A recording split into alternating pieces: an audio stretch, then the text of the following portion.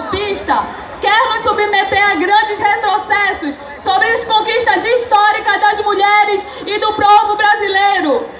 Não aceitamos o controle de nossos corpos